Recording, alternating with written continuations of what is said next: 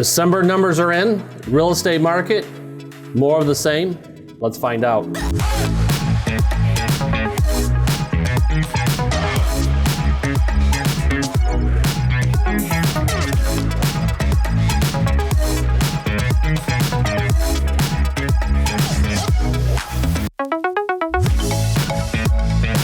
Hi everyone, my name is Mike Rennick. I'm the team lead, the senior broker of Team Rennick, part of that great Mangrove Realty Associates family.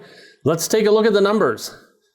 And they're kind of telling a story that maybe I'm not comfortable with, and I'll explain more. So in the chart that you see right now, the overall summary, sales are down 9% over last year. And you see they've been trending since August, down 8, 12, 17%. But that's over last year, and this is Sarasota, Manatee County. This is a macro look at our market. Pending, down 6%. They've been falling since July over last year. Price, we're not giving it away. Price is up 23% over last year. Days on the market, down in the 60s again, 63%. Months of inventory are down at 59%. So when we look at this year over last year, it tells a story. Let's take a look at what's happening in the last few months. When we look on the sales chart, where I show that sales this year were 2,178, 2,178 units, 2,393 last year. But let's take a look at this. It's the dark green bar on the chart. It shows current sales. When we look since July, they've been relatively steady, but yet they are falling a little bit from last year. On some of the other metrics, it'll be more pronounced. When we look at the pendings that are down 6.3%, that's the red line. We see here that kind of constant over the last few months, but in most cases down from last year. Here's where it gets bigger. Let's take a look at price. I said it's up 23% over last year. Well, last year was $233 per square foot. This year it's $287. That's a big increase. But let's look over since April. It's been relatively constant. So over last year, price is up. Over the past few months, price is staying steady. There's a story there. We'll come back to that.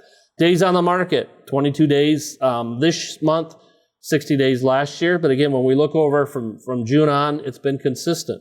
So months of inventory, 0.7 months, 1.7 last year. Again, recent months more consistent. So what we're finding here, there's two factors. When we look over the last few months, we're seeing a very consistent story. Sales are kind of constant. Prices are staying constant. Months of inventory, days on the market. When we look over last year is where we see the big swing. So what's happening? What does all this mean? Is the market changing? We keep hoping that it will. The problem in the market, let me be really candid, is supply side. It's the number of listings out there. Once we solve that, things will get a lot better. Let's take a look at the national scene here. My data comes from a company called Keeping Current Matters. I have their permission to portray these slides. So let's look at the manager of economic research for Realtor.com, and I quote, "The pandemic has delayed plans for many Americans and homeowners looking to move on to the next stage of life are no exception. Recent survey data suggests the majority of prospective sellers are actively preparing to enter the market this winter."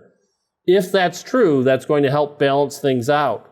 So let's look at Daniel Hale, chief economist at Realtor.com. And I quote, "Listings rose for the second week in a row, with our recent survey data suggesting that a growing share of homeowners are potentially sellers eager to find new homes. There is reason to believe that this may be the start of a welcome trend, especially as we move into the colder months." Two signs that things may be changing. Let's take a look at interest rates, though, because that impacts the overall economy. It impacts the real estate market. When we look at the chart here, rates are forecasted to be higher in 2021 over 2020. You can see that on the bottom half of this chart. But when we go back to 2016, 17, 18, and 19, we still see that they're projected to be substantially lower. Not necessarily a negative impact on the market.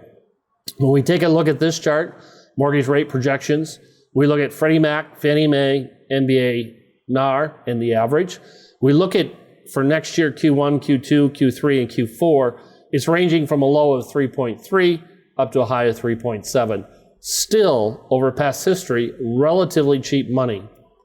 Let's take a look at home prices. What's this going to do to the home prices?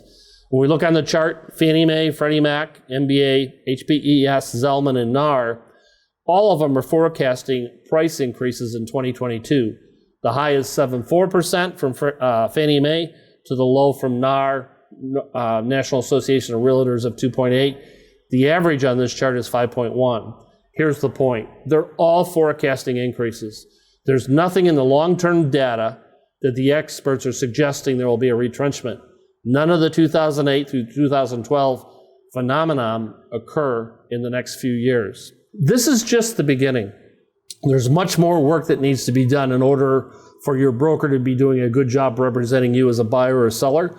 We need to dive down to your area, whether it's we begin to look at the city, then we go down to the condo association level or the homeowners association if it's a subdivision, and we dig into there because there is mixed data out there. Your broker needs to understand this because whether you're a buyer or a seller, you want to maximize the outcome for you. Of course, the seller wants to get the highest dollar in the shortest amount of time. The buyer wants to buy it as low as possible. And that's where the challenge is today. And your broker needs to understand all of this information.